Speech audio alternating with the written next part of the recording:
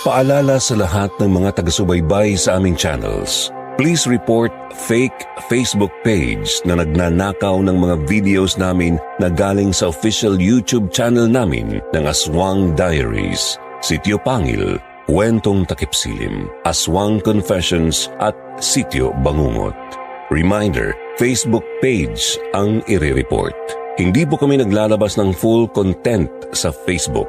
Dito lang po kami sa YouTube channel nag-upload ng aming mga kwento. Sa aming tunay na mga taga-suporta, maraming salamat sa inyong katapatan. Kayo po ang dahilan kung bakit kami nagpapatuloy. Maraming salamat.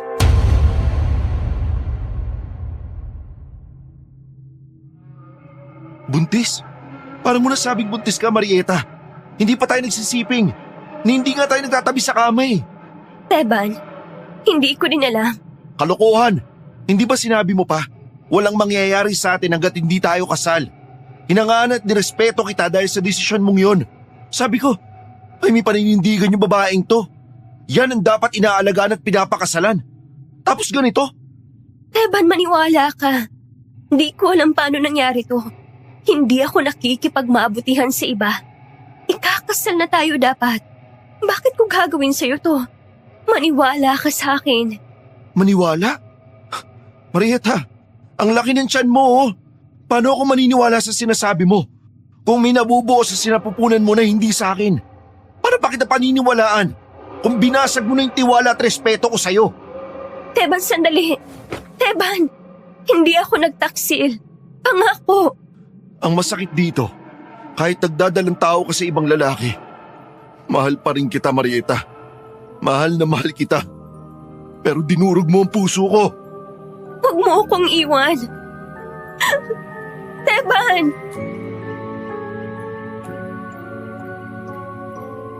Umibig na ba kayo ng labis-labis na umabot na sa puntong kahit anong gawin niya, patatawarin mo pa rin dahil sa tindi ng pagmamahal mo?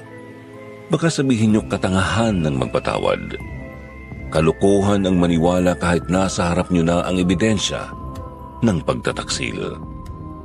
Pero tawagin niyo na lang siguro akong tanga dahil lagi kong pipiliin ang taong mahal ko.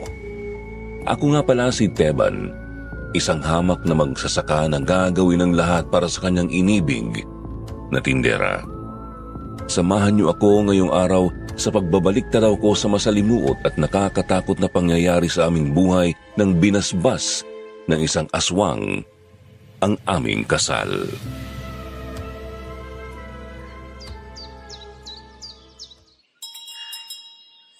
Marieta, may bibili ata.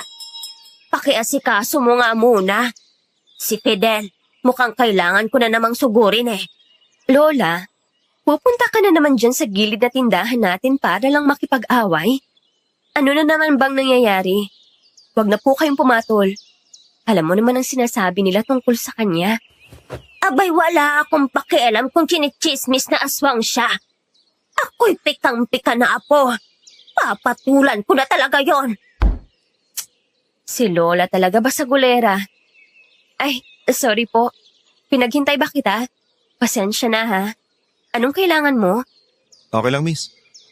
Meron ba kayo mga kandila? Pati langis na rin. Meron po. Dito lang. Pasok po kayo. Miss. Mukhang magkaedad lang tayo. Huwag mo na akong ipo. Teban nga pala. Galing ako sa Santa Clara. Sa kabilang baryo. Nandito lang yung mga kandila. Pili ka lang ng kailangan mo. Yung langis, para san ba? Sa gasera sana. Salamat ha. Wala pala masyadong bilihan sa kabilang baryo. Dito na ata sa inyo yung pinakakompleto na sari-sari store. Dami ko kasing kailangan eh. Dito ko lang pala mahahanap. Oo. Dito na sa tindahan namin ang pinakamalapit. Eto, punta ka lang doon para magbayad. Teka miss. Anong pangalan mo? Marieta. O Andres, akala ko may inaasikaso ka sa Maynila. Tapos na. Napadaan lang sana ako. Bibisita din ako kay Lolo Fidel. Pero syempre, gusto sana muna kitang makita. Naku, mamaya na lang siguro. Nagbabangayan pa sila ni Lola. At saka medyo busy pa dito. Teban, may kailangan ka pa? Oo. Ano naman kaya ang pinagtatalunan nila Lola Idang at Lolo ngayon? Ang init na naman ng ulo niya kay Lolo siguro. Hindi ko alam eh. Sandali lang ha, tulungan ko muna yung customer. Hayaan mo na siya. Hindi mo ba ako na-miss? Ang tagal nating hindi nagkita. Huwag dito, Andres. Baka bumalik na si Lola. May customer pa. Ano bang pakialam ko sa customer na yan? Halika nga, pwede bang... Excuse me lang ano. Ito yung bibiling ko. Magbabayad na kasi ako. Sige, Teban. Salamat. Balik ako ulit ha. Sino ba yun? Customer lang, Andres. Ano ka ba naman? Ikalma mo nga yung pagsiselos mo.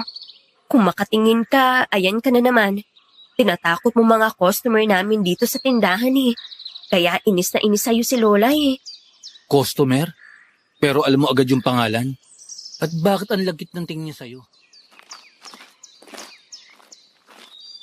Di ikaw ang bisit. Wag na wag kang pupunta sa tindahan ko. Huling beses na to, Fidel. Namumuro ka na talaga. Itabi mo yung mga basura. Huwag sa harap ng tindahan ko. Aray, iyan ang sinasabi ko. Nagkalat ang basura dito. Sinong hindi madudulas? Naku po, okay lang po ba kayo? Ayos lang ako, iho. Salamat sa pagtulong. Hirap na itong balakang ko. Teka, hindi ba ikaw yung customer namin? Huwag kang papasok dito sa kabilang tindahan.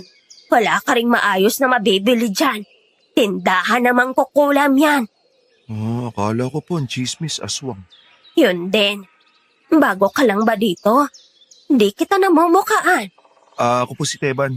Magsasaka po sa kabilang baryo. Napadpad lang po ako kasi may bibili na ako. Nakausap ko po si Marieta.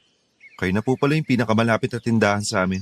Nako, di naabutan mo si Andres. Nakasalubong ko siya. Sana hindi niya nakitang kausap mo si Marieta. Bakit naman po? Napakasiloso ng lalaking yon. Hindi pa nga sinasagot ng anak ko. Kala mo asawa na kung umasta. Marami nang nakaaway yun na customer. At ang mga tipo mong pogi at matipuno ang hilig na inaaway nun eh. Medyo masungit nga po eh. Pero wala naman po ako masamang intensyon. Bumili lang po ako. Hayaan mo na. O siya, umuwi ka na't malapit na rin maggabi, iho. Huwag kang magpapaabot dito ng gabi. Mag-iingat ka sa daan pabalik ng Santa Clara, ha? Wala nang mga ilaw ng poste papunta sa kabilang baryo. At alam mo naman ang daanan doon. Nagtataasan ng talahib.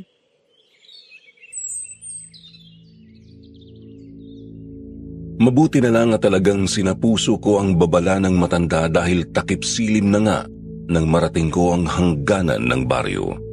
Ganun na rin ang pagmamahal ko dahil di ako mapakali sa di ko mapaliwanag na dahilan. Nagsimula ang kapraningan ko sa gitna ng talahiban. Kasabay ng mga pagkaluskos ng damo ang dagundong ng puso ko. Parang sinusundan kasi ang kilos ko.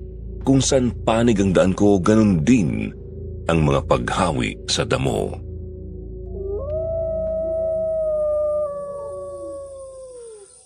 Wala lang to. Ano ba naman, Teban? Kami naligaw lang na hayop. Relax ka lang.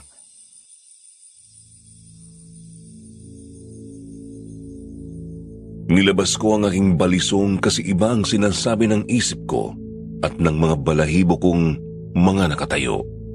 Pag humihinto ako, nahinto din ang sumusunod sa akin. Sigurado akong may gustong umatake sa akin. At ilang segundo pa ay napatunayan kong tama ako.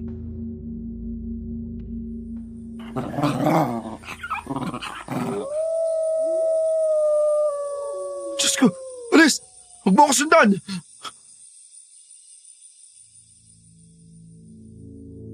Sa isang iglap may isang itim na bagay ang dumamba sa aking dibdib. Naglalaway at galit na galit ang isang malaking aso pero mabilis ang kamay ko. Tinarak ko agad sa balikat nito ang balisong ko. Imbis na masaktan, lalo itong nagalit. Walang kaabog-abog, tumakbo ako papasok ng Santa Clara. Hindi ako huminto hanggang nakarating ako sa palayan.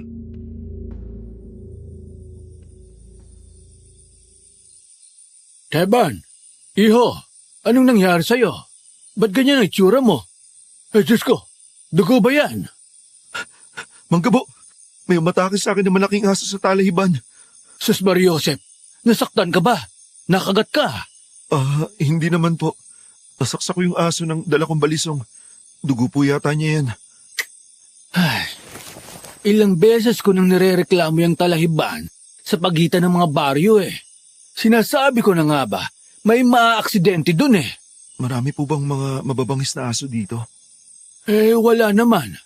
Ngayon nga lang ako nakarinig ng ganyan sa Santa Clara. Baka sa kabilang baryo pa. Pwede. Pero dito, wala. Pasensya na po. Nasayang yung pinamili ko. Binato ko kasi dun sa aso nung sinunggaban ako eh. Pwede ko pa pong balikan. Kaso yung langis po, natapon na rin sa aso. Ay nako iho, wag na. Pwede naman bumili uli. Mas importante ang buhay kaysa sa gamit. Bumili ka na lang uli bukas.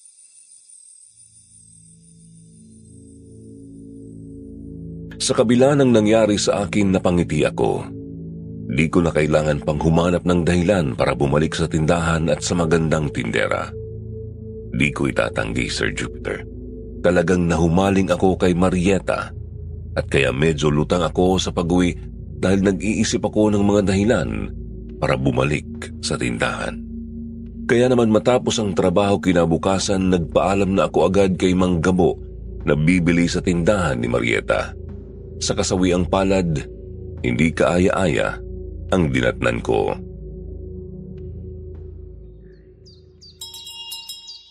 Andres, desidido ka na ba? Oo, Marieta. Pasensya ka na talaga. Para sa atin naman ito eh. Mag-iipon ako para pagbalik ko, magpapakasal na tayo. Pero Andres, ayoko ng ganong relasyon. Di ko kaya pag nasa malayo ka lagi. Anong ibig mong sabihin? Tinatapos mo na ba ang namamagitan sa atin? Marieta naman, napag-usapan na natin to. Hoy iho, nakikichismis ka rin ba? Ay, sorry po Lola. Mukha pong good mood kayo ngayong araw ah. Wala na po kayong kaaway? Ngayong umaga, kapayapaan ang pipiliin ko. Pero tingnan natin mamaya. Maaga pa naman. Ikaw, ba't nandito ka ulit? Pero gusto ko yan. May kailangan ka bang bilhin? Napadaan lang po kasi ako ulit. Yung mga pinamili ko kasi kahapon, natapon ko sa talahiban. Ha? Bakit? Inatake po kasi ako ng aso dun sa talahiban. Nabigla ako kaya naitapon ko yung pinamili ko sa aso. Nako, may sugat ka ba? Wala naman po pero nautusan akong bumili ulit. Tapos nandatan ko sila na ganyan na. Pasensya na po hindi po talaga ako nakikichismis.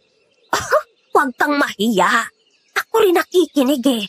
Pero hindi na ata normal na away nila yan. Mukhang aalis na talaga si Andres. Wala Lola, natuwa pa po talaga kayo. Parang malungkot nga po si Marieta eh. Ayaw niyo ba kay Andres? Sus, sangiti sa mukha mo. Di lang ako may ayaw dyan sa lalaking yan.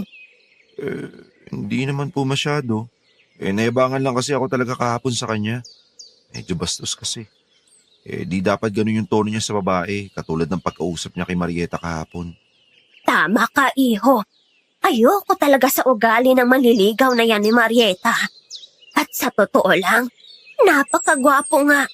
Kaso, ang baho ng hininga. Buti nga ngayon iba na amoy niyan eh. Parang medyo amoy langis. Pero mas mabuti na yun kesa amoy imbornal na bibig niyan. Naamoy ko nga rin po. Pero baka naman po naging malapit na sila kaya hinahayaan ng apo niyo manligaw. Ewan ko ba? Iniisip ko nga baka nagayumay ang apo ko eh. Yung tindahan kasi ng lolo niya ni Andres ay may nabibilhan ng kung ano-anong gamot. Ay ayan, tapos na silang mag-usap. Mukhang di okay si Marieta. Okay lang po ba nakausapin ko siya? Sige lang iho.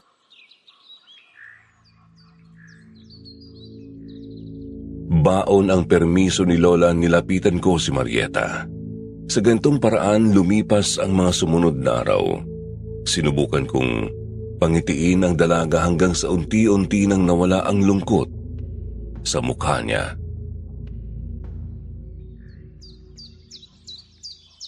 O iho, nandito ka na naman. Napapadalas na. May dala lang po ako mga prutas galing sa bukid namin. Bigay ko po sana sa inyo ni Marieta. Ay siya, nakakatuwa naman itong si Teban.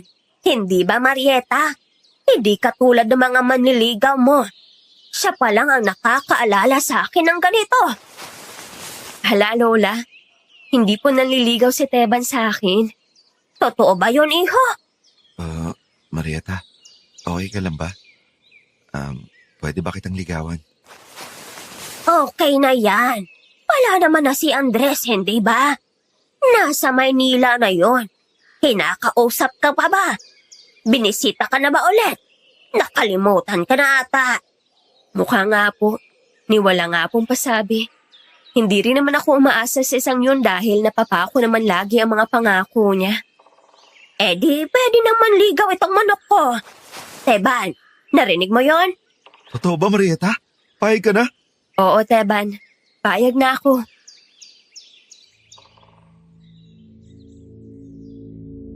Ito na po ang naging umpisa ng istorya namin ni Marieta.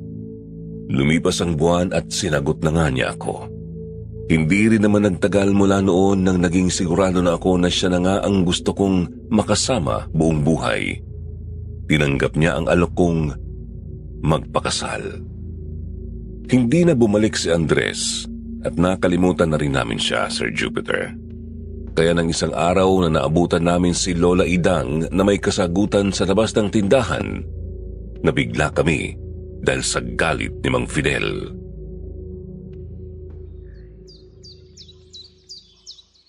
Putang ina! Talaga? May araw ka rin! Fidel, sinasabi ko sa'yo! Sinasabi ko talaga sa'yo! Mahal, okay lang kaya si Lola sa labas? Parang grabe na yung away nila ni Mang Fidel ah. Labasin kaya natin. Nako, wag na tayong makigulo doon. Naalala mo yung huling beses na nakisawsaw tayo sa gulo? Halos binuhat mo na pauwi si Lola kasi gusto niyang upakan daw si Mang Fidel. Si Lola, kaliit-liit na tao. Kung manghamon ng suntukan daig pa buksingero. Bisit talagang matandang yon. Lola, ano po nangyari sa inyo? Ano sabi ni Mang Fidel? Mukhang narinig na niya ang tungkol sa nalalapit niyang pag-iisang dibdib ni Marieta. Tinitigan niya ako. Tanungin ko daw si Marieta kung nakausap ko na si Andres. Abay sabi ko, bakit pa? Matagal na silang tapos. Ha? At wala naman po talaga kaming naging relasyon. Hindi ko naman siya sinagot.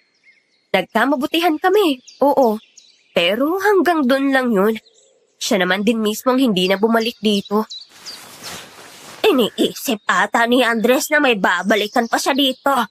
Nagulat daw si Fidel sa balita na ikakasal ka na kay Teban eh. Sus, babalikan? Ano ako? Maghihintay sa wala? Hindi ko rin naman siya minahal. Hindi ko nga alam kung bakit ako nahumaling sa mokong na yun. Parang nawala ata ako sa sarili ko. Kayo mga kasi. Niisip yata ni Andres.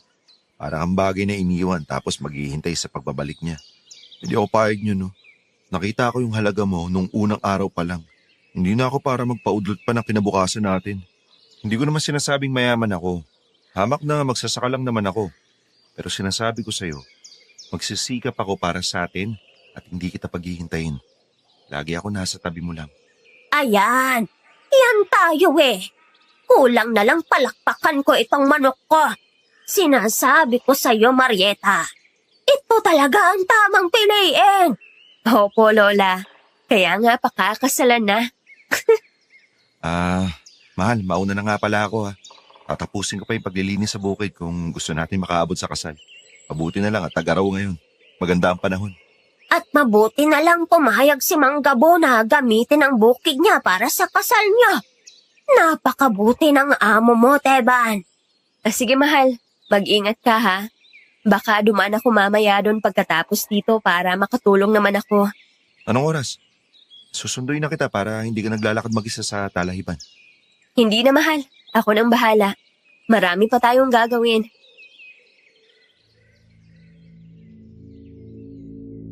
Pumayag ako, Sir Jupiter, pero isa pala itong malaking pagkakamali. dahil takip silim na ay hindi pa siya nakakarating sa bukid.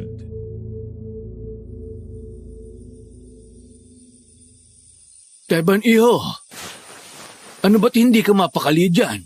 Si Marieta po kasi, dapat kanina pa siya nandito.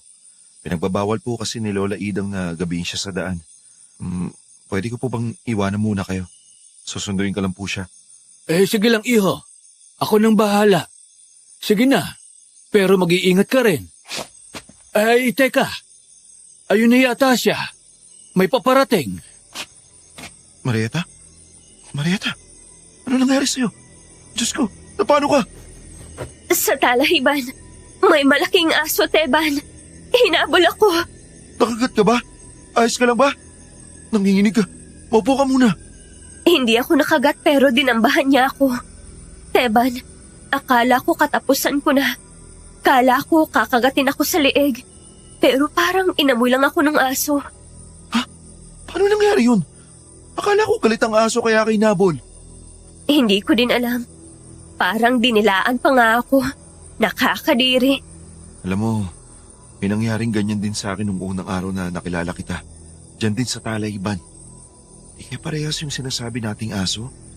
Napakalaki, hindi ba? Di normal na aso yung nakita ko. Halos kasing taas siguro ng tao pag tumayo yun. Oo. Tapos itim na itim. Tama, nag-iisang aso lang yung tinutukoy natin. Ngayon lang ako nakarinig ng ganyan dito sa atin. Alam mo, iho, nung naikwento mo sa akin may sumunggab sa iyong aso dati, nagtanong-tanong ako sa mga kapitbahay. Pero wala naman daw may-ari sa ganong klaseng aso dito sa atin. Kung gayon, delikado na talaga na dumaan pa dyan sa Talayban kung may kanya mabangis na hayop.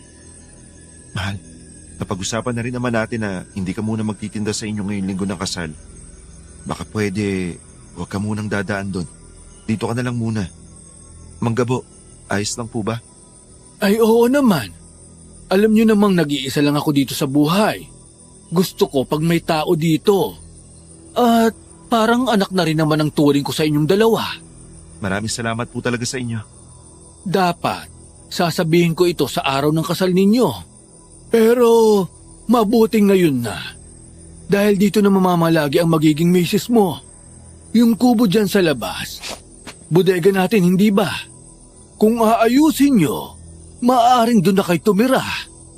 Labis-labis na po ang kabutihan niyo, Manggabo.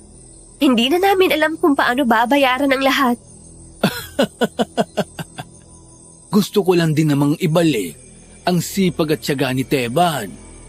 Simula nang nagtrabaho siya dito, nabuhay ang bukid ko. Napakarami ng ani. Akala ko, hindi na mabubuhay muli ang bukid ko dahil di ko na talaga kayang magagalaw sa edad kong ito. Ay kaya sige na, huwag kayong mahiya at tanggapin nyo yung kubo na regalo ko sa inyo. Naku, salamat po talaga. Ayan, mahal ha. Narinig mo na. Doon na tayo sa kubo natin. Tapos lahat ng kailangan mo, ako ang kukuha sa'yo. At sa araw ng kasal, ako na susundo kay Lola. Sige, mahal. Kung anong pasya mo, susundin ko naman. Pero kung pwede, ipaalam na natin sa tanod ang nangyayari. Baka kasi makabiktima pa yung aso. Baka may makagat at marabis pa.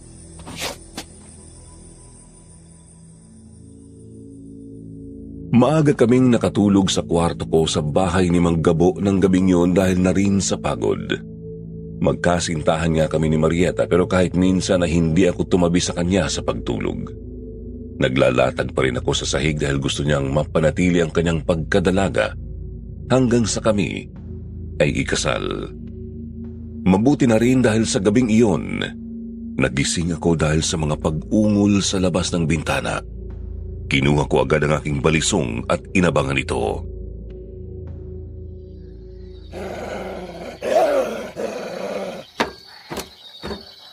Marieta, gising. Gumising ka. Mahal, ano ba nangyayari sa'yo? Kailangan mong bumangon. May kung anong hayop sa labas baka pumasok dito. Kailangan mong gumising. Teban, si Andres. Ano? Gumising ka. Binabangungot ka, mahal. Mahal, Anong nangyayari? Meron natang gustong pumasok dito eh. Dito ka lang. Lalabas ako. Ay, Diyos ko.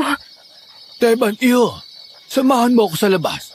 Meron atang kung ano sa bubong natin. Opo, Manggabo. Mahal, huwag kang aalis dito ha. Huwag kang lalabas.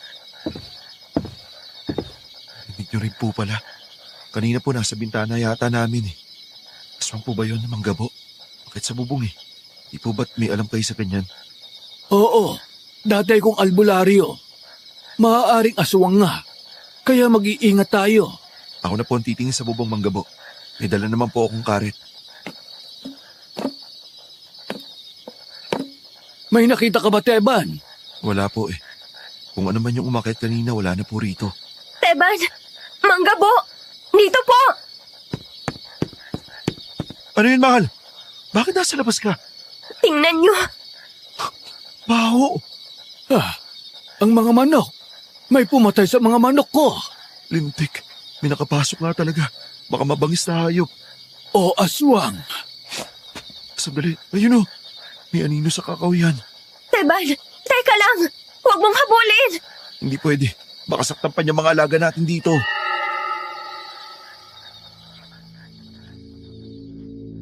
Hinabol ko ang maitim na bagay na mabilis na tumakas sa gubat. Hindi pa ito nakakalayo nang makita kong tumalon ito paakyat ng isang puno. Pagdating ko sa paanan ng puno, tumingala ako pero di ko ito makita. Dahan-dahan akong umatras.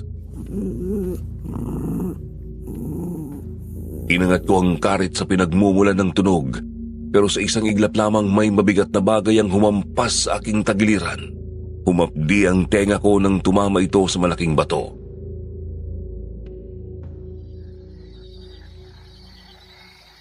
Teban! Teban! Sakit ng ulo ko. Iha, tulungan mo ako. Dalhin natin siya sa bahay. Kailangan ko siyang painumin ng gamot at linisin ang sugat niya. Pakiinit mo naman yung tubig at ilagay mo sa palanggana. Opo, Manggabo. Mahal, huwag ka munang kumilos, please. Teka, ano nangyari? Uling naalala ko nasa gubat ako tapos may masakit sa gilid ko. Nakita mo ba kung ano umatake sa'yo? Hindi po eh. Pero naamoy ko siya. Masangsang po, Manggabo. Amoy. Langis. Ano kaya yun? Ang sakit! Huwag niyo pong galawin utang na loob. Napuruhan ka rin pala sa braso. Tumama itong balikat mo nung nahulog ka. Ayos lang po ako. Nakita niyo po ba yung nilalang? Hindi rin. Nahuli na kami. Manggabo, eto na pong kailangan nyo. Mahal, dadalhin na kita sa ospital. Baka napaano ka. Hindi na. Kaya naman gamutin to ni Manggabo eh. Mga galis lang naman po ito, hindi ba? Mukha. Pero hindi ko maintindihan. Kung mabangis na hayop yun, dapat sinaktan ka na. Parang tinakot ka lang eh. Baka busog pa mula doon sa mga manok. Kailangan natin maglagay ng bako dyan kung sakali. Hindi naligtas sa mga alaga natin. Mahal, bago ang lahat, binabangungot ka kanina. Okay ka lang ba? Medyo. Ang sama ng pakiramdam ko eh. Hindi ko na maalala yung panaginip ko pero para akong naligo ng yelo pagkagising. Manggabo, may alam po ba kayo tungkol sa mga masasamang espiritu dito sa inyo? May nagpaparamdam po ba dati? Wala iho. Ngayon lang yung mga ganyang bagay na nangyayari dito. Paano kung hindi lang espiritu kundi totoong aswang ang gumagambala sa atin at pumatay sa mga manok? Maglalagay ako ng pamproteksyon natin. Pero mabuti pa rin na humingi tayo ng tulong sa pare.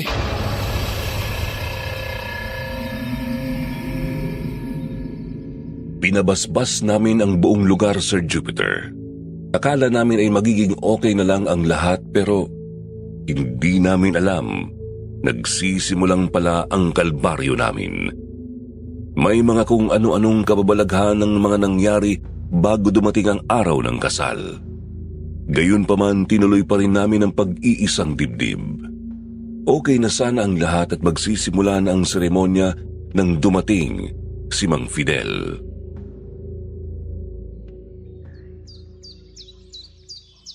Teban! Nandyan ang aswang! Ang kapal talaga ng mukha! Nagpunta pa siya sa kasal niya! Si Mang Fidel po, nandito siya. Oo, parang wala naman siyang respeto. Itim pa ang suot at may talukbong pa sa ulo. Inimbitahan niyo ba siya? Hindi po, Lola Idang. Akala po kasi namin tutol pa rin siya dahil sa apo niya. Anong gagawin natin? Natatakot ang mga tao sa kanya, iho. Paalisin ko na yan siya. Sandali lang po, ako na po kakausap sa kanya. Nako, mukhang hindi na kailangan. Papalapit na siya. Mang Fidel, ano po yung dala niyo? Ang baho! Ano ba yan? Ang lansa! Diyos ko! Nilagay mo pa sa sako! Kasal ho ang pinuntahan nyo! Wala na tayo sa palengke! Ito ang regalo ko sa ikakasal. Teban, gusto ko makausap si Marieta. Maaari ba? Nasaan siya? Ay nako! Huwag mo siyang hayaan, Teban! Busy ang apo ko. Kung ano man ang kailangan mo sa kanya, ipasabi mo na lang sa amin. Ano ba yan? Anong sasabihin mo? Makakapaghintay pa po ba yan? Malapit na po kasi magsimula ang kasal eh. Teka sandali. Anong ginagawa mo? ทำจิตให้เป็นสมาธิได้เราก็บอกเขาไปบอกเท่านั้นก็เป็นธรรมทานแล้วนะ Ano yan? Ano sinasabi niyo? Isang basbas mula sa akin para sa inyo. Alam kong hindi nyo na ito kailangan pero binibigay ko pa rin sa bagong kasal. Hindi man nagkatuluyan si Marieta at ang apo ko. Naging malaking parte siya ng buhay ni Andres. Kung saan man kayo mapadpad, naway makuha nyo ang lahat ng nararapat sa inyo.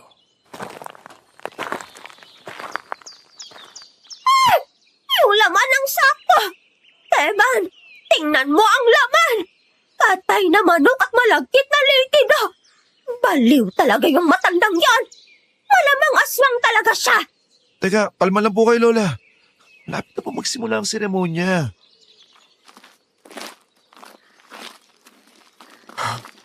Teban! Teban! Nagkakagulo sa labas. Bakit po, Father? Ano nangyayari? Naimatay si Marieta. Bumubula ang bibig niya. Kailangan natin siyang dali sa ospital. Diyos ko po! Itigil ang kasal! Sandali, ano nangyari? Okay pa siya kanina.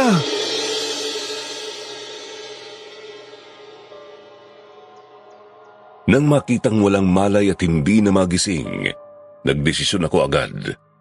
Talagang walang kasalang magaganap ngayong araw at uuwi ang lahat dahil kailangan siyang dalhin sa ospital. Ayaw talaga magising ni Marieta. Dadaling ko na siya sa ospital. Iupo mo lang muna siya, iho. Bibigyan ko siya ng gamot. Maghunos dili ka. Paano? Hindi gumigising si Marieta. Diyos ko! Diyos ko po! Ang apo ko! Hihintayin lang ba natin? Baka kasi mahimasmasyan siya sa gamot. Ayaw pa rin eh. Lola, emergency na po ito. Baka kung ano nang nararamdaman niya. Pakisabihan na lang po mga bisita. Hindi na talaga matutuloy ang kasal. Huwag kang mag-alala. Kami na ang bahala dito. Sige, iho. Magmadali na kayo. Susunod ako pag maayos na dito.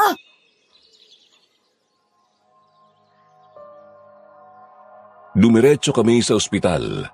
Nagising na rin siya pero kahit anong mga pagsusuri hindi nila matukoy ang nangyari kay Marieta.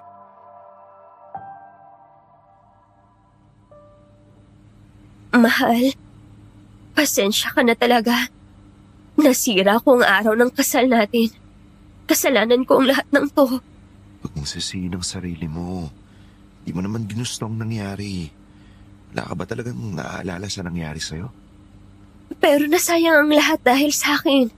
Inayos pa natin lahat. Gumastos ka pa. Parang nagsikip lang talaga yung lalamunan ko. Para bang pakiramdam ko may mga kamay sa leeg ko na sumasakal sa akin. Parang gano'n na pakiramdam. Tapos, ewan ko.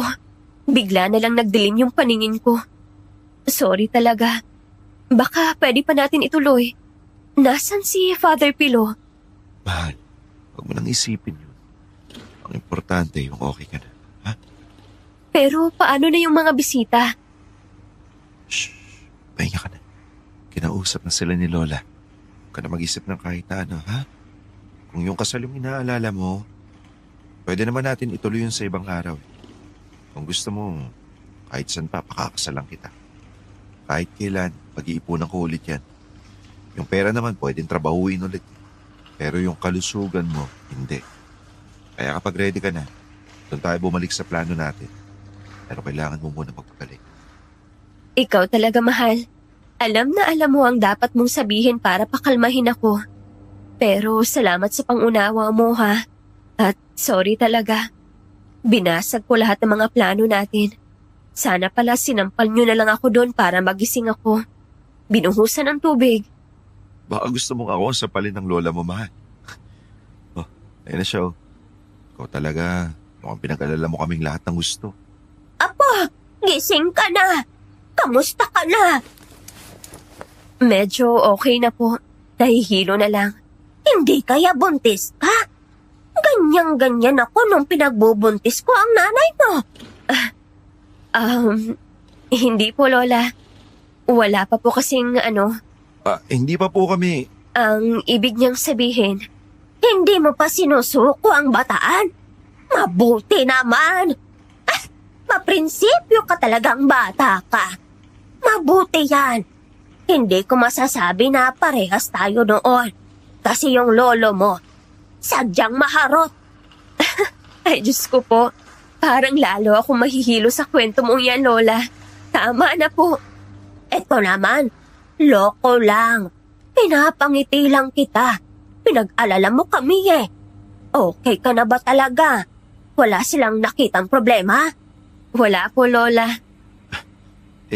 Sabi po ng doktor, marami mga bride daw ang nasa-stress. Baka yun lang daw po. Sige. Umuwi na lang nga tayong lahat. Teban, pwede ba kitang makausap? Diyan lang sa labas saglit. Ano po yun, Lola? Pinatapon ko na yung sako na dala ni Fidel. Pero, may problema pa tayo eh. May nagchismis sa akin kanina. Nakabalik na daw si Andres. Okay. Sige lang po. Hindi naman po yung problema dahil kami naman po ni Marieta ay nagkatuluyan, di po ba? Palagay ko'y hindi ganun kadali. Hinahanap daw niya si Marieta. Nanggaling na sa tindahan kanina at sabi ng mga kapitbahay. Dumaan na rin daw sa amin. Mabuti pa manatili na lang talaga tayo sa bukid ni Mang Gabo. Di po namin kailangan magtago dahil wala po kaming ginagawang masama. Kung gusto niyang kausapin si Marieta, okay lang yun. May sariling pag-iisip si Marieta, Lola. Kaya niya magdesisyon sa gusto niyang gawin. At hindi ko ididikta sa kanya ang dapat gawin. Ano ba yan? Hindi pa natuloy ang kasal niyo. Masyado ka ng perpetong lalaki para sa apo ko. Unti na lang. Ako na magkakasal sa inyo. Teka, bakit tatapuan ng mga nurse? Si Marieta! Diyos ko po!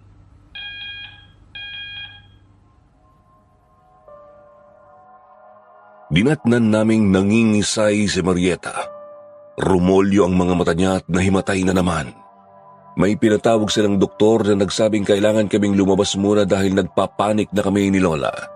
Gusto namin siyang lapitan pero pinalabas na muna kami. Sa kalagitnaan ng gulo, isang di ko inaasahang tagpo ang nangyari. Biglang dumating si Andres.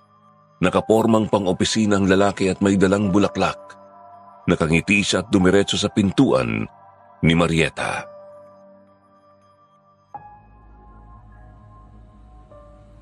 Excuse me? Anong ginagawa mo dito? May nakapagsabi sa akin na nandito si Marieta. Dadalawin ko siya. Ang lakas naman ng loob mong magpakita dito. Araw ng kasal niya. Lola, kumusta na po kayo? Namiss ko po kayo. At si Lolo Fidel, sabi niya, namimiss ka na rin niya. Di ka na daw bumibisita lagi sa tindahan namin. Abay, hindi na talaga. Umiiwas ako sa gulo. Ayokong nakikita ang pagmumukha ng lolo mong bisit! Kung hindi lang kayo kamag-anak ni Marieta, Pinagbantaan mo ba ako? hindi naman po. Kayo talaga oh. Pero mukhang busy po sila sa loob ah. Ibibigay ko lang po sana itong mga bulaklak. Gusto ko lang sanang makita si Marieta. Balita ko, maganda ang wedding dress niya eh. Maganda talaga ang misis ko sa damit niya. Malamang kasal namin eh. Di daw pwedeng pumasok. Akin na yun, huwag mo ipapasok. Sino ka uli? Di ko maalala eh. Ikaw ba yung groom? Yan ba yung suot mo sa sarili mong kasal? Diyos mio! Ang bibig mo! Pero sige, sa'yo na lang yung bulaklak na yan. Mukhang hindi mo naman kayang bumili niyan eh. Teban, pigilan mo ako! Uupakan ko na yan! Hayaan niyo na siya, Lola. Kahit naman ano, pwede niya sabihin eh. Pero alam naman nating lahat dito kung sino ang asawa ni Marieta. Hindi pa kayo kasal. Hindi pa huli ang lahat. Mabate ka lang. Ang tigas na ng mukha mo para sabihin niya sa harap ko.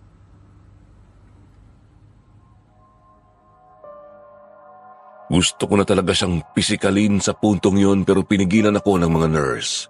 Pinapasok na nila kami kaya iniwan namin sa labas si Andres. Nawala ang galit ko at napalitan ng pag-aalala. Hindi rin daw malaman ng doktora nangyari pero nagising na ulit si Marieta. Hinang-hina siya.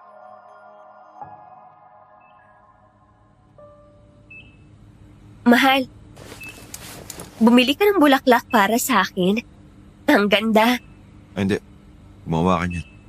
Ano yan? Marumi. Sige, tatapon ko na ha. Mahal, may dumaan pala kanina. Si Andres. Okay. Hayaan mo siya. Sana sinabi mo wala na kaming dapat pag-usapan. Ganun na nga. Pero makulit kasi ang isang yun eh. Bahala na siya sa buhay niya. Masama ang pakiramdam ko. Ayoko na siyang isipin. Pwede na ba tayong umuwi? Ayoko na dito. Ibang pakiramdam ko dito. Para bang may nakamatsyag sa akin kahit wala namang tao sa loob ng kwarto. Uwi na lang tayo. Sang-ayon ako kay Marieta. Parang di nakakabuti ang pananatili niya dito. Kailangan na niyang umuwi at magpahinga. At alam mo na, baka may mga asungot pang bumisita ulit. Sige mahal, uwi na tayo.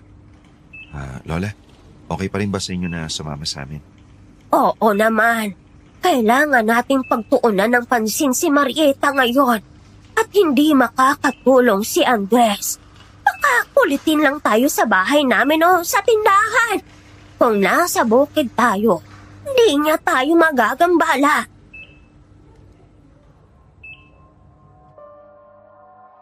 Inabot kami ng ulan pa uwi. At laking gulat namin ang madatna ng kalagayan sa loob ng kubo. Basag ang bintana sa sala at pumapasok ang tubig sa loob.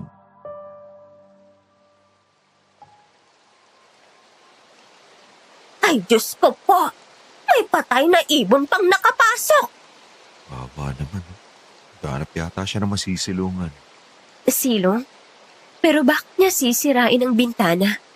Kaya pa ng ibon gawin yun? Hindi ko alam ako. Pero mabuti pa. Mahiga ka na. Ako nang bahala maglinis niyan. Sige na, iho. Tulungan mo na siya.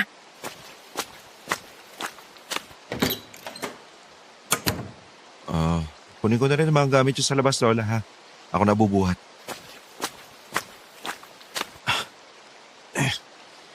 Mabigat po pala ang mga dala nyo. Ay, pasensya ka na, iho. Nagdala kasi ako ng Santo Niño dyan. Mga panlagay ko ba sa altar? Okay lang po. Ano yung nasa doormat? Napakan mo! Tubig ko lang yata. Pero malagkit eh. Sige po. Lilinisin ko na lang. Iho, siguro mabuti kung simulan na nga natin yung bakura na sinasabi mo dito sa paligid. Tutulong ako hanggat sa makakaya ko para sa kaligtasan natin. Lalo na ni Marieta. Ako na pong bahala, Lola. Alam kong nag-aalala kayo. Lalo na't wala rin pinatunguhan yung pagsusumbong namin sa barangay tungkol sa mabangis na aso. Sabi pa nila, hindi nila problema yung mga hayop galing sa gubat dahil nga Pinili ni Mang Gabo na dito ang bukid niya. Ganon talaga ang mga yan, Teban. Tayo na lang ang mag-aasikaso. Hayaan mo, ako nang bahala magbantay kay Marieta. Basta't gawin mo ang kailangan mong gawin.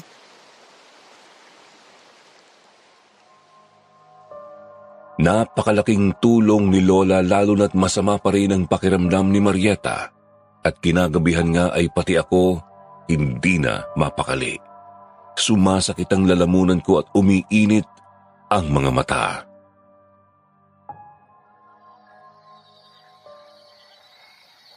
Nako, mukhang lalagnatin ka, iho. Sige na, magpahinga na kayo. Eto ang gamot at matulog na kayo parehas. Ano ba naman yan? Masyado kasi kayong naging abala. Kaya kung anong sakit na ang dumapo sa inyo. Salamat po, Lola. Di naman natalagnat. Parang katilang po talaga ng katawan ko. Baka allergy? Basta't uminom ka nitong gamot. Mahal, okay ka lang ba? Binigyan ka ng gamot ni Lola? Oo, minom na ako. Napakalaking tulong ng pagdating ni Lola. Pero ewan ko ba, parang ang hapdi ng paa ko. Patingin nga ako. Ay, Diyos ko. Anong nangyari sa paa mo? Pulang-pula at namamaga. Hindi naman yan ganyan kaninang umaga eh. May naapakan ka ba? Oo, kanina. Just sa doormat. Pero parang tubig ulan lang yun eh. Naku, sige. Hugasin mo na muna at magsabon ka ng mabuti. Sinunod ko ang sabi niya, pero paglapat pa lang ng sabon sa balat ko ay napahiyaw na ako sa hapdi. At nang buhusan ko ng tubig, pakiramdam ko ay binanlian ang paa ko.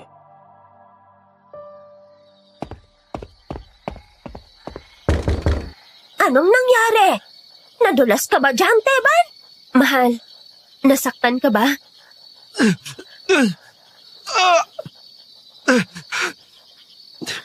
Ayos lang ako. Nabigla kasi ako eh. Grabe ang hapdi. Ano ba kasing nangyari dyan? Tingnan mo, iba na ang kulay at nagnanana na. Pero nasugatan ka ba kanina? Hindi po talaga, Lola. Naapakan ko lang yung basang doormat. Iba na ata yan, iho. Ang alam ko sa ganyan, pwede tayo magpakulo ng dahon ng bayabas. Ibabad natin ang paa mo para matanggal ang impeksyon. Hindi gumana ang dahon ng bayabas, Sir Jupiter, dahil hating gabi nang magising ako sa pagpapanik ni Marieta. Halos sumagulgul na siya kasabay ng pagyugyug sa akin. Pilit din niyang hinihila ang mga kamay ko papalayo.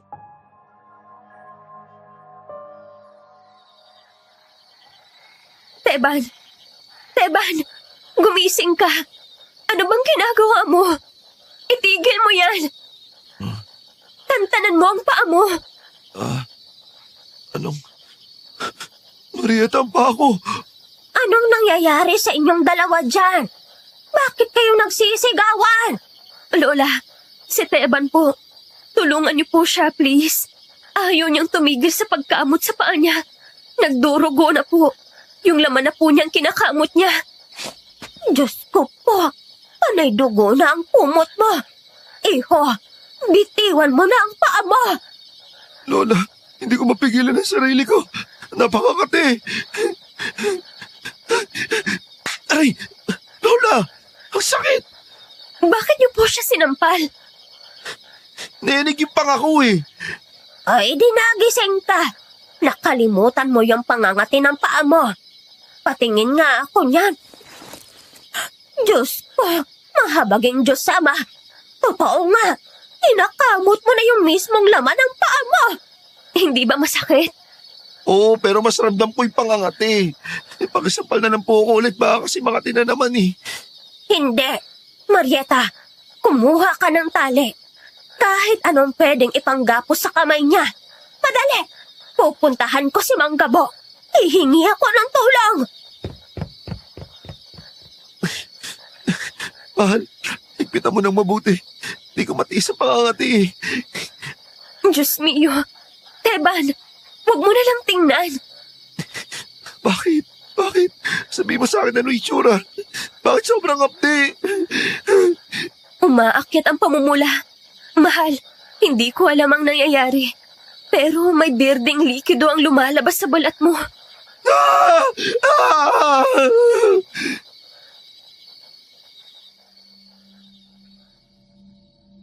Sa puntong ito, hindi na ako makapagsalita ng maayos, Sir Jupiter, dahil ramdam ko na rin ito sa bewang ko.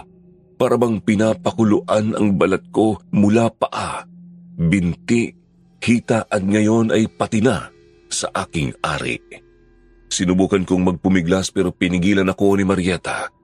Maya-maya pa ay napayuko na lang ako at nasuka sa sakit.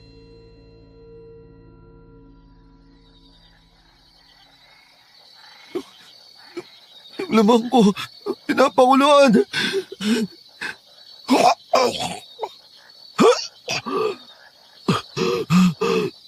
Mahal, yung sinuka mo, may mga patay na insekto. Manggabo, nandito si Teban. Susme, ano bang nangyari sa yung bata ka? Ihiga niyo siya. Hawakan niyo lang siya. Huwag niyo siyang bibitiwan kahit anong mangyari. Ano pong gagawin niyo kay Teban?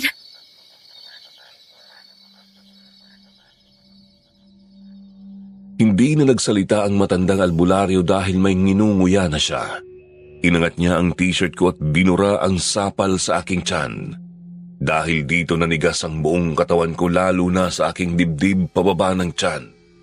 May lumabas na itim na likido sa aking pusod kaya sinipsip ito ng matanda at idinura sa gilid ng kama. Teban, Diyos ko, Manggabo, sumusuka siya ng dugo. Anong gagawin natin? Hindi. Huwag ka mag-alala. Mabuti yan. Ibig sabihin, nakaraos na siya. Mukhang may naglason kay Teban, iha. At hindi lang yon. Ang insekto na sinuka niya kanina, ibig sabihin niyan, isang mangbabarang ang may pakana nito. Mambabarang? Bakit naman po lalasunin si Teban? Mahal, may kaaway ka ba? Wala akong alam, mahal. Maaaring isang tao na galing sa inyong nakaraan, iho. Isang taong protektado ng malakas na mambabarang. Dahil hindi basta-basta itong nangyari sa iyo. Mabuti at tinawag niyo ko kaagad dahil mabilis ang pag-akyat ng lason. Bakit po? Anong mangyayari pag di niyo siya naabutan agad? Huwag mo lang isipin yun, iha. Ang importante ay ligtas na si Teban. Kinalulungkot kong sabihin, ang ganitong klaseng salamangkang itim, hindi agad-agad natatapos lang ng ganyan. Nag-iiwan ito ng lamat sa mga biktima nito na maaari mong ikahina. Kaya ngayon, kailangan mong magpalakas. Kayo ni Marieta, malakas naman ang inyong samahan. Huwag ninyong hahayaan na may mamagitan sa inyo. Huwag ninyong hahayaan na magkaroon ng negatibong bagay na pumagitna sa inyo. At lagi kayong manalangin. Kung totoo ngang may itim na salamangka, hindi natin ito dapat katakutan. Dapat maniwala tayo na mas malakas ang pananampalataya natin sa Diyos at lagi niya tayong gagabayan.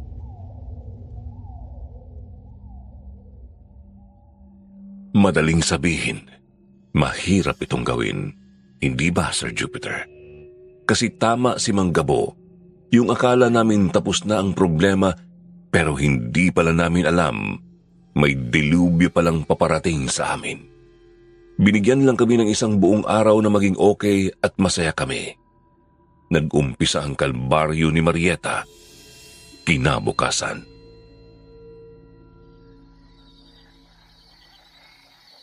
Mahal, mabuti talaga okay ka na. Akala ko kung ano na nangyari sa'yo kahapon. Oo nga eh. Ang bigla nga naghilom lahat ng mga sugat ko. Ang isang masamang panaginip ng lahat yun. Ikaw ba? Maayos na rin yung pakiramdam mo? Okay na rin ako. Gusto mo ba ituloy na natin ang kasal? Magpunta na lang tayo sa City Hall, mahal. Kahit tayo lang at si Lola at Manggabo. Di naman kailangan maraming tao. Seremonya lang naman yun eh. Ang importante, yung buhay natin bilang mag-asawa. Talaga? Ikaw baka gusto mo na para lang makatabi mo na ako sa kama. May masama kaya yatang balak sa akin. Ang kapal ng mukha mo. Ikaw kaya ang gusto na. Baka nga atat na atat ka na eh. Aba, syempre. Gusto ko na magsimula magkaroon ng anak, no? Ilan ba gusto mo? Kung ikakasal na rin naman tayo, pwede magsimulan na natin ngayong gabi. Hindi naman tayo papunting. Hindi na. Teban, ano ba? Nakikiliti ako.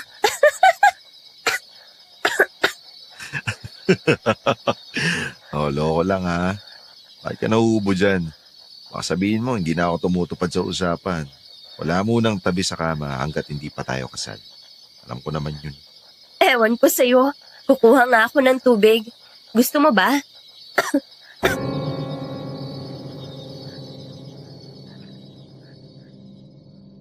Patuloy ang pag-ubo ni Marieta hanggang sa paglabas niya ng kwarto. At nang tumahimik ang lahat, pero natagalan na siya, lumabas na rin ako. Nadatnan ko siyang nakatayo sa gitna ng kusina, Sir Jupiter. Nakatitig lang siya sa pader. Hawak ang 2 baso ng tubig. Bakas ang matinding takot sa kanyang muka at tumutulo na lang ang kanyang luha.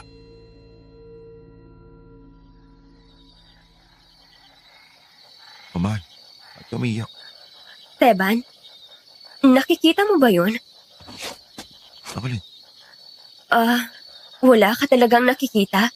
dyan sa pader? Wala naman. Bakit? Ano naman nakikita mo? Wala. Sige, matulog na tayo. Marieta, ayos ka lang ba? At umiiyak?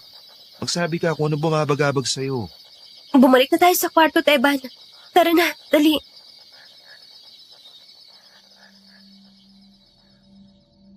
Pagbalik namin sa kwarto, nagmamadali siyang humiga at nagtalokbong ng kumot sa kanyang kama. Hinayaan ko na lang siya at pumwesto na ako sa sahig. Di ko namalayan na nakatulog na pala ako. Napabalikwas na lang ako bigla dahil sa mga kakaibang tunog mula sa bintana. May mga pagkalmot at maya-maya pa ay unti-unting bumubuka ang bintana. Hanggang sa nanlaki ang mga mata ko nang biglang may pumasok na malaking anino galing sa labas. Wala itong bibig pero rinig ko ang pamilyar na boses.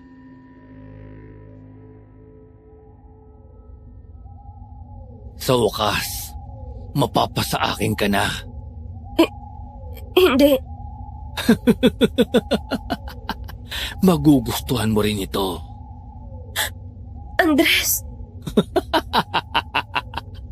Ganyan na.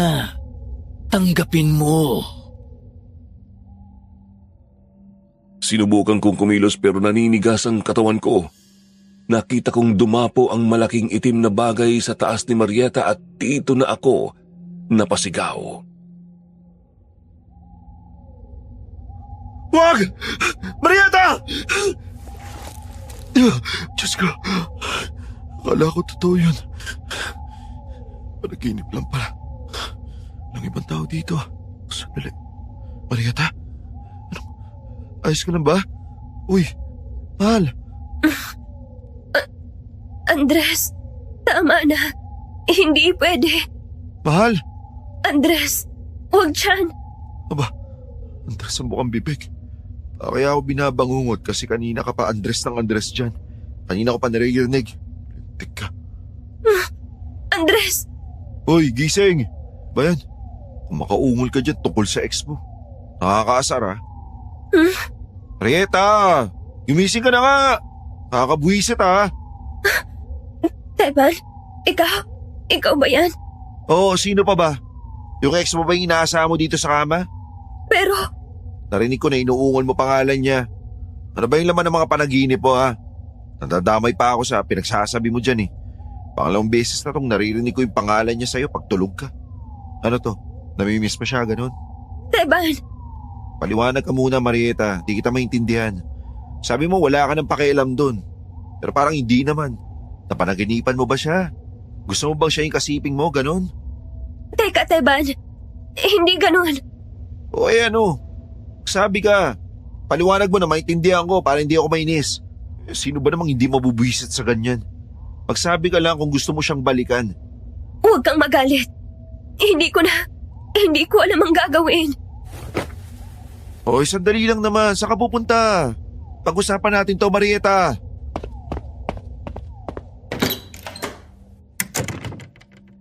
Lalo lang uminit ang ulo ko nang tumakbo siya papunta sa kwarto ni Lola Idang at sinaraduhan ako ng pintuan sa mukha. Kakatok pa sana ako pero napahinto ako dahil bakas sa mukha niya na natatakot siya sa akin. Bumalik na lang ako sa kwarto at minabuting humiga sa kama niya. Dito ko napansin, basang-basa ang kama ng putik, amoy langis at puno ng napakahabang buhok. Hindi naman ganun kahaba ang buhok ni Marieta. Kumunot ang noo ko at nilinis na lang ito. Kinabukasan, lumapit sa akin si Lola Idang at kinausap ako. Kaya napilitan ako magsabi tungkol sa mga naganap. Anong nangyari sa inyo kagabi? Lola, nag-away po kami. Pasensya na po. Naamin ko na unahan ako ng emosyon. Kasi naman inuungol po niya sa panaginip yung pangalan ng ex niya. Ganun ba? Akala ko sinaktan mong apo ko eh. Uupa ka na sana kita. Pero sabi ko, baka di mo naman kayang gawin yon. Mabuti ka namang bata at di ikaw ang problema. Nag-aalala lang ako eh. Ayaw niya kasing magsalita kagabi. Umiiyak lang. Siya naman po talaga yung issue eh. Bakit ganun? Kala ko wala naman na siyang pagtingin sa lalaking yun. Meron pa pala. Iho, maraming dahilan kaya pwede niyang mapanaginipan ang lalaking yon. Baka naman ibang iniisip mo. Kausapin mo muna siya. Lola, kakaiba yung mga tunog eh. Alam ko yung mga ganun tunog eh. Alam ko yung ibig sabihin nun eh. Mag-usap muna kayo bago mo siya paratangan. Kung balak niyong magpakasal, isang malaking haligi ng pag-aasawa ang komunikasyon. Mag-usap kayo ng maayos bago ang away. Nakuha mo? Opo, Lola. Pasensya na po. Pinagalitan ko na rin siya. Baka isipin mo na ikaw lang pinagsabihan ko. Sige na, puntahan mo siya bago ka magpunta sa bukid. Mahirap magtrabaho na mabigat ang dibdib.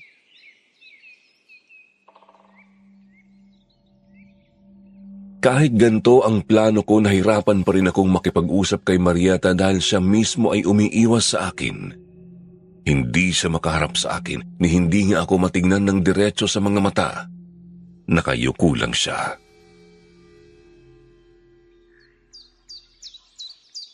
Teka, hindi ko maintindihan. Bakit ka bang umiiwas sa akin? May nagawa ba ako? Wala, Teban. O anong problema? Ano yung kagabi? Ano nangyayari? Naguguluhan na ako. Wala. Masakit lang ang tiyan ko. Naduwal ako kanina at nahihilo ako. Hayaan mo na, Teban. Di humingi tayo ng tulong kay Manggabo. Sigurado may gamot siya para dyan. Hindi ko alam, Teban. Gusto ko lang mapag-isa. Hayaan mo na muna ako. Parang awa mo na. Dahil ba to kagabi? Pasensya na. Uminit lang talaga yung ulo ko. Padala ako sa emosyon ko. Pero, usapan na natin to. Kang lumayo na lang.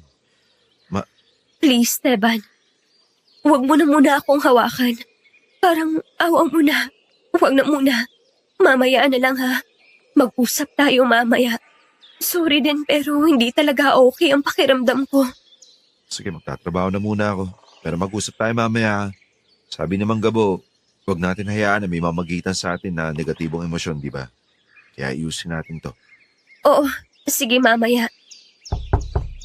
Teban, pwede ba tayo mag-usap? Halika, samahan mo ako. Oo naman po, Manggabo. May problema po ba?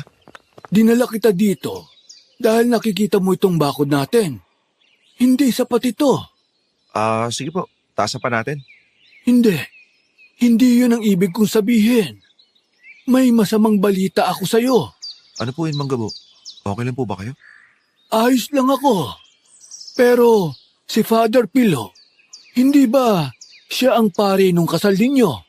Opo, bakit? Iho, natagpuang siyang patay kaninang umaga. May pumatay sa kanya. Wakwak ang dibdib niya at puro kalmot ang buong katawan. Diyos ko, sino gagawa nun sa isang pare? Hindi sino, kundi ano.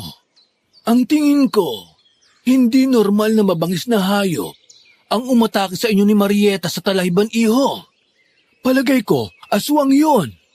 Siya din ang pumatay sa mga manok natin. Ibig niyo sabihin, hindi lang mambabarang yung kinakaharap ko ngayon. Pati aswang na? Kinalulungkot kong sabihin na ganun na nga. Malakat, ang tawag sa ganung aswang. Nagbabago ng anyo paggabi. May matatalas na ngipin at matutulis na kuko. Kaya kailangan natin magdoble ingat. Dahil sadyang malupit ang asong yon. Hindi lang siya nakokontento na wasakin ang katawan ng kanyang biktima.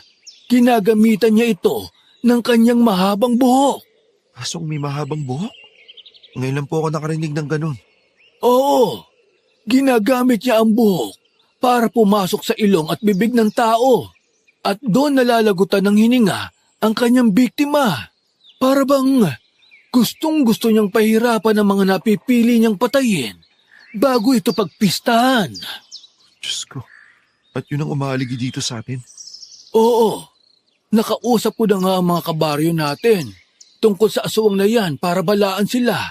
Ayaw nila akong paniwalaan, iho. Wala naman kasing ganyan dati sa aming lugar. Kaya iniisip lang nila, normal na aso lang ang tinutukoy ko na nakawala. At sa kabilang baryo naman, ang naging biktima. Kaya di nila alam ang nangyayari. Sa tingin ko po, kailangan ko nang ilayo ang maglola dito. Mabuti pa nga, iho. Magpakalayo-layo na kayo. Dahil delikado talaga. Sumama po kayo sa amin. Gustuhin ko man, hindi kaya ng konsensya ko na iwan ang bukid na ito. At ang mga tao, hindi man sila naniniwala sa akin. Bilang dating albularyo, pakiramdam ko, responsibilidad ko ang mangyayari sa kanila. Hindi ko kayang umalis na alam kong may panganib na nag-aabang sa mga tao dito. Paano na ang mga bata naglalaro sa kalsada? Hindi ko kaya. Kung ganun po, sasamahan ko po kayo. Masyado po kayong mabait para iwanan na lang namin. Di rin po ako payag na mag-isa niyong haharapin to. Huwag na po kayong tumanggi. Desidido na po ako. Ano pong gagawin natin tungkol dyan sa aswang na yan? Nanghingi ako ng agua bendita sa simbahan. Meron din akong lana, isang langis panlaban sa aswang. Dodoblehin ko ang paglalagay ng proteksyon dito sa ating lugar. Pero kung aalis na sila, Marieta, ito na ang panahon. Huwag niyo nang paabutin ng gabi.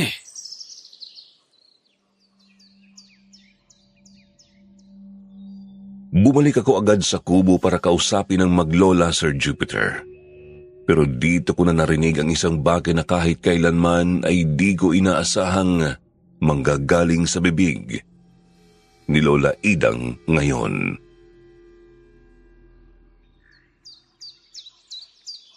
Apo, tiyak ako.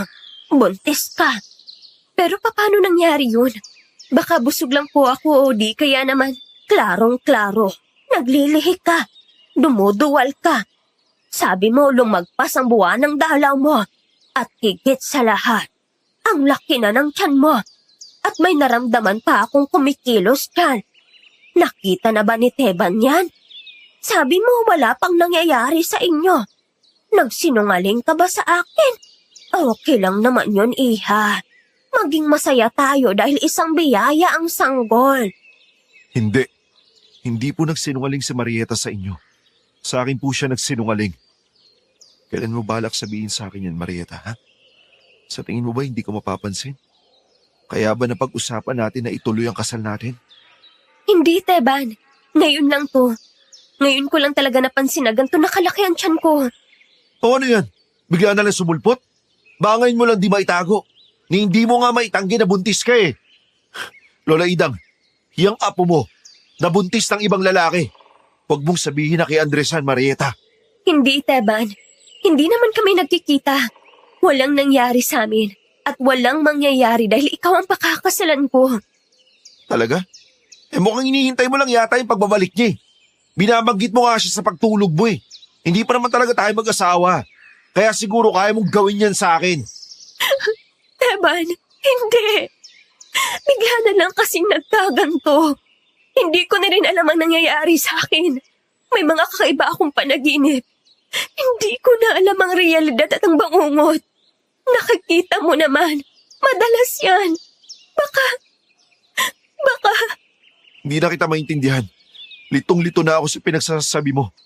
Wala na akong ibang nakikita kundi ang tiyan mo. Patutunayan ko. Magpapacheck up ako sa doktor at ipapakita sa iyo ang resulta. Mabuti pa nga iha para malinaw ang lahat. Maaari namang nagkamali ako. Naniniwala ako sa iyo. Pasensya na. Nabigla kasi ako. Akala ko kay Teban kaya nasabi ko yon. Gusto ko rin namang maniwala eh. Gusto ko. Pero nakaharap na sa akin yung tiyan mo. Anong gagawin ko? Parang awa mo na. Patunayan mo na hindi ka nagtaksil sa akin. Hindi ko alam kung paano. Kakagat ako sa sinasabi mo. Kahit sabihin na natin imposible dahil mahal kita. Magpapaloko ako. Pero tulungan mo akong maniwala. Naiintindihan mo. Gagawin ko. Pero hanggat ganyan ka, hindi ko talaga kayang makita ang tiyan mo. Ang mabuti pa umalis na lang kayo. Hindi na rin ligtas dito. Masyadong mapanganib. May aswang daw. Lumayo na lang kayo. Babalik ako, Teban. Pangako. Ipapakita ko sa iyo. Hindi sayang ang tiwala mo sa akin. Papatunayan ko sa iyo. Sana nga. Napakasakit ng nalaman ko, Sir Jupiter. Pero kahit ano pang balibaliktad ng mundo, mahal pa rin talaga siya. Andun pa rin ang pagmamahal kahit gusto kong matanggal na ito. Masama bang ipanalangin ko na anomalya lang ang nangyayari sa katawan niya? Kung may sakit, pwede ba siyang gumaling? Pero kung totoong nagtaksil siya, sa tingin ko wala nang ibabalik pa ang relasyon namin.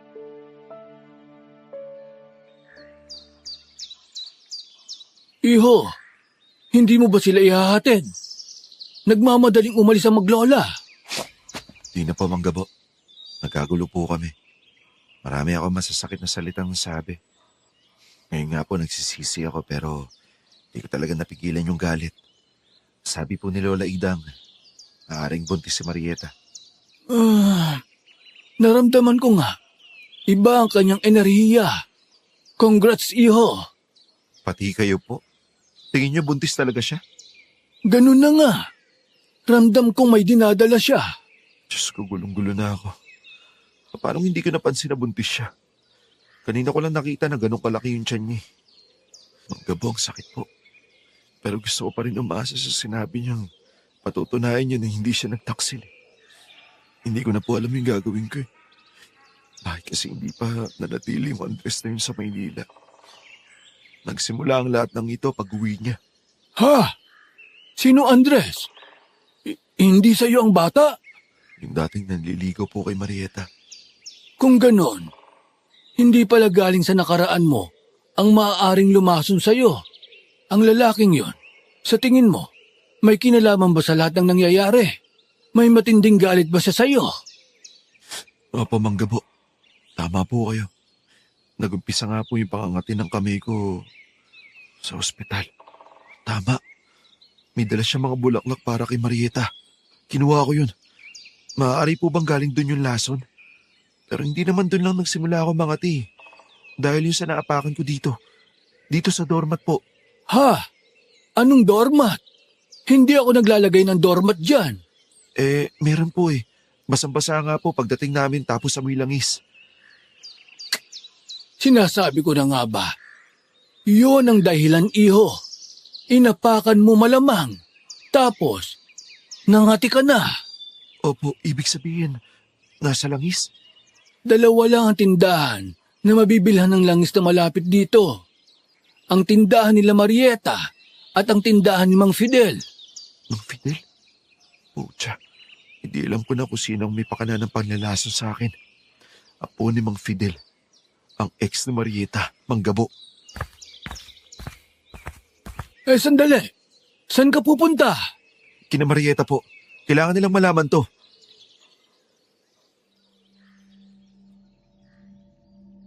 Halos tumakbo na ako papunta sa bahay nila, Sir Jupiter. Nadaanan ko ang tindahan nila at ngali-ngali kong sugurin si Mang Fidel pero pinigilan ko ang sarili. Kung siya nga ang mambabarang, wala akong laban dahil wala akong alam sa mga ganun. Kailangan ko munang balaan sila Marieta kaya nagtungo ako sa bahay nila. Pero di ko inaasahan ang nakita ko. Malapit na ako sa kanila, isang kalsada na lang nang may nakita ako. Magkayakap si Andres at Marieta. Nakatalikod si Marieta sa akin pero kitang-kita ko na nakangiti si Andres at may binubulong sa kanya. Maya-maya pa ihinimas na nito ang kanyang tiyan. Nanlumo ako, Sir Jupiter. Naubos ang lakas ko bigla. Nawala na ang kahit anong pag-asa sa akin na magkakaayos pa kami. Teban, anong nangyari sa'yo? Nakausap mo ba sila? Kinakabahan ako at kala ko gagabihin ka na. Hindi po, Manggabo. Hindi ko na sila kailangan kausapin. Nakapag-desisyon na si Marieta. Bumalik na siya kay Andres. Mukhang nakapili na po siya. Ha? Akala ko pa naman magkakaayos kayo. Ako rin naman po umaasa pero... Ganun lang. Hindi mo na ilalaban. gusto ko po pero ano pang gagawin ko? Kulang na lang. Pagduldulan ko rin sarili ko sa kanya. Sa kakaunting panahon na nakilala ko si Marieta, parang hindi naman niya ugali ang magtaksil at magkikilos ng ganyan. Kaya nga po gulat na gulat ako eh. Masakit po. Kasi kahit hanggang ngayon, ay mawala ng tiwala ako sa kanya. Kung kakausapin niya lang ako, siguro po gagawin ko pa rin yung lahat para sa kanya. Kahit nga po buntis siya sa ibang lalaki. Siguro kakayanin ng pagmamahal ko maging ama sa hindi ko naman anak. Kung ganon, edi ipaglaban mo. Magmukha ka ng tanga, pero mabuti na lang yon kaysa magsisi ka. Ipaglaban mo ang nararamdaman mo. Tama po kayo. Gusto ko pa rin siyang puntahan. Sige, kakausapin ko po. Sandali lang, iho. Hindi ba nakapagtataka yung biglaan ng lahat? Ang sinasabi ko, baka may kinalaman ng mambabarang sa sitwasyon nyo. Kasi hindi ako makapaniwala sa ugali niya ngayon. Ibang-iba. Baka naman ginugulo na ng mambabarang pati ang isip ni Marieta. Kaya kung ano-ano na ang kinikilos niya. Posible rin po. Teban! Manggabo! Lola, ano nangyayari? Gabi na po, bakit po kayo naparito? Si Marieta! Wala na akong panahon magpaliwanag. Nagkagulo. Tumakas kami mula kay Andres. Inahabol niya kami. Teban, aswang si Andres. Ha? Nasa si Marieta? Nagkahiwalay kami. Tumakbo siya para siyang habulin ng aswang at para humingi ako ng tulong. Madali, nasa palayan sila. Agad na inabutan ako ng bolo ni Manggabo. Hinablot ko ang mga hinanda naming panlaban sa aswang sa lamesa at walang kaabog-abog, sumugod ako sa palayan. Nakita ko si Marieta bago ko marinig si Andres. Nagtatago siya sa isang malaking puno sa tabi ng mga kagamitan ko pang saka. Habang si Andres naman ay nakikita kong hinahawi ang mga palay. Iba ang anyo nito, kalahating tao at kalahating malaking aso. Hindi ka makapagtatago sa akin, Marieta. Alam kong nandito ka lang. Naaamoy kita. Akala mo, hindi ako natutuwa sa ginagawa mo. Mas gusto ko yan. Mas gusto kong hinahabol ka. Hinigpitan ko ang hawak sa bolo at dahan-dahan kong nilapitan si Marieta. Malapit na ako sa kanya nang bigla kong napahinto sa sinabi ni Andres. Akala mo ba makakatakas ka sa akin? Kahit saan matutuntun kita. Kala mo makakaligtas ka? Sa lagay mong yan, habang buhay na tayong magkakasama. Dahil nasa sinapupunan mo ang punla ko. Nagustuhan mo ba ang ginagawa ko sa tuwing gabi, Marieta? Kasi pwede kong ulit-ulitin. Akala mo panaginip lang? Nagkakamali ka. Kitang-kita ko nang manginig at mapaiyak ang babae sa pinagsasabi niya. Dahil dito napukaw ang matinding pagkahabag ko kay Marieta at matinding puot naman kay Andres. dahil binalahura niya ang babaeng mahal ko. Narating ko si Marieta, Sir Jupiter, pero segundo lang bago siya matuntun ni Andres.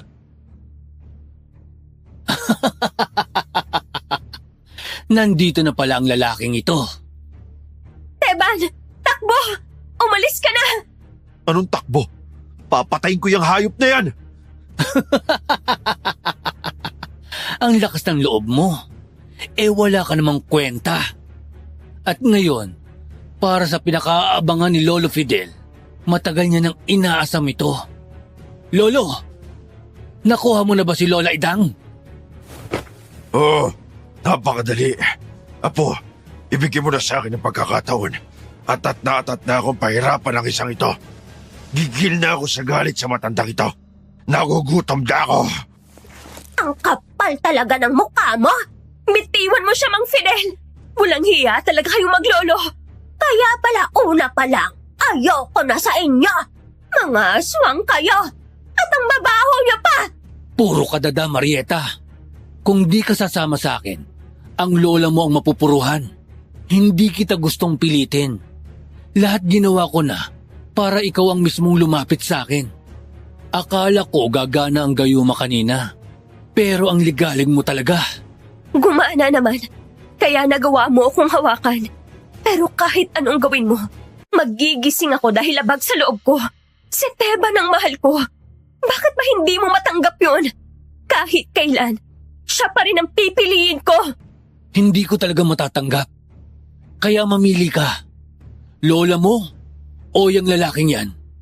Mamili ka. Mabubuhay ang lola mo o papatayin ko yung lalaki mo. O sasama ka sa akin para walang masaktan. Andres! Anong ibig mong sabihin? Huwag mo silang sasaktan. Hindi ka na nakontento sa mga pasakit mo sa akin. Huwag mo na silang idamay. Mamili ka. O ako ang mamimili para sa'yo. Wag! Hindi ako mamimili. Pwes, ayoko nang maghintay. Papatayin ko silang lahat. Sasama ka sa akin, sa ayaw o sa gusto mo. Manggabo! Ngayon na po! Aatakihin na sana ako ni Andres nang bigyan ko ng senya si Manggabo na nagtatago lamang sa palayan. Bigla siyang lumitaw at sinabuyan ng lana si Andres. Nakuha ni Lola Idang agad ang plano namin kaya sumali siya sa gulo. Nagawa na niya ang pinapangarap niya. Nasapaknan niya si Mang Fidel. Sinunggaban siya nito pero pinigilan siya ni Manggabo. Si Marieta naman tumabi sa akin at magkasabay naming hinarap si Andres. Akala nyo dahil apat kayo, laban sa aming dalawa, makakaya nyo na kami. Naihibang na kayo. Nakakalimutan yung mga aswang kami. Magkasabay silang umatake sa amin. Nilabas nila ang mahabang buhok ng mga malakat. Pumulupot ito sa aking mga braso, mahigpit at makapal. Hindi na ako makahinga. Nakita kong parehas ang ginagawa ni Mang Fidel kay Manggabo pero hindi nila naisip. Dapat ang mga babae ang inuna nila dahil mas matindi ang galit nila. Kinuha ni Marieta ang bolo sa akin. Punyeta ka, Andres! Para ito sa pagpapahirap mo sa akin. Uubusin ko yung buhok mo! Tigilan mo yan! Andres! Apo, tulong!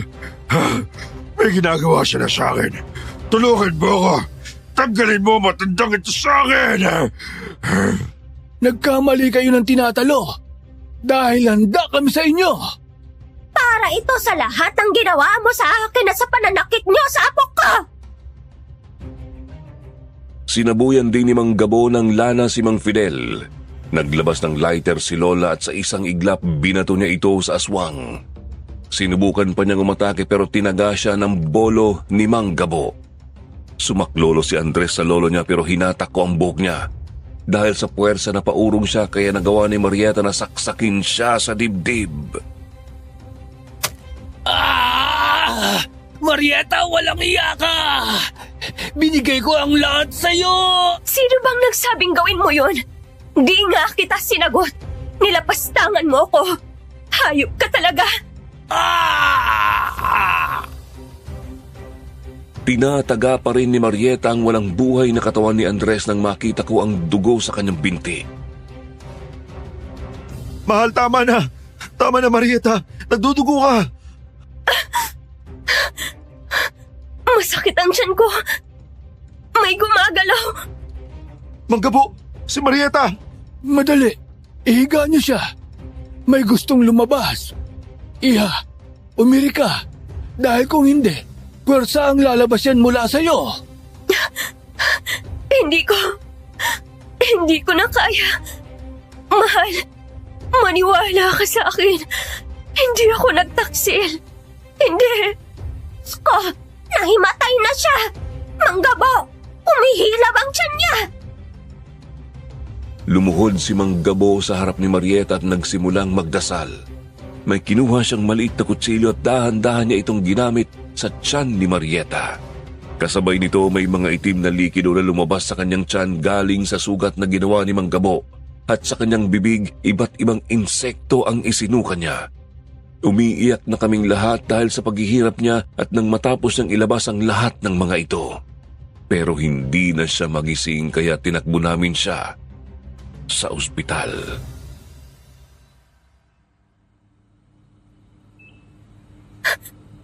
Teban, Shh. Nandito lang kami. Nandito lang ako. Ligtas ka na. Okay na tayong lahat. akala ko namatay na kayong lahat. Akala ko nanganak ako ng aswang. Okay lang kami. Ligtas kami ni Lola Idang. Nandito rin pala si Manggabo. Ligtas tayong lahat, mahal. Wala na mga aswang at okay na ang tiyan mo. Salamat sa inyong lahat. Niligtas niyo kami. Pinaghandaan niyo pala ni Manggabo. Oo. Papunta na rin ako sa'yo nung dumating si Lola. Ayoko maniwala sa nakita ko eh. Kahit nakikita na ng mga mata ko na kayakap kayo. Kaya maniwala ng puso ko na kaya mong gawin sa akin. Hindi talaga. Ginayuma pala niya ako, mahal. At yung mga bangungot. Sinubukan kanyang lapastanganin. Pero dahil may proteksyon pa rin ang bukid natin, hindi nagbunga ang masama niyang balak. Lumaki ang tiyan mo ng biglaan dahil sa mga babarang. Mukhang plano talaga nilang paglayuin kayo para makalapit si Andres. Pero kahit anong gawin ng maglolong yon, laging mananaig ang kabutihan. At tatalunin ng pagmamahalan niyo yung lahat ng kadiliman na dala nila.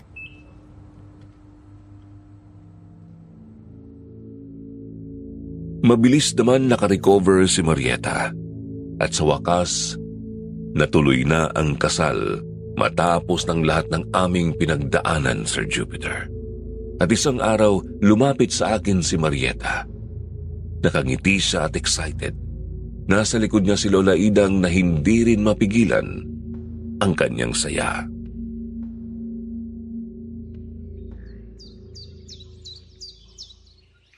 Teban, may ibabalita ako sa'yo. Ano yun, mahal? Buntis ako. Totoo na to. Galing kami ni Lola sa ospital kanina. Eto, picture ng ultrasound ng baby natin. Talaga? Magiging ama na ako? Totoo na talaga to!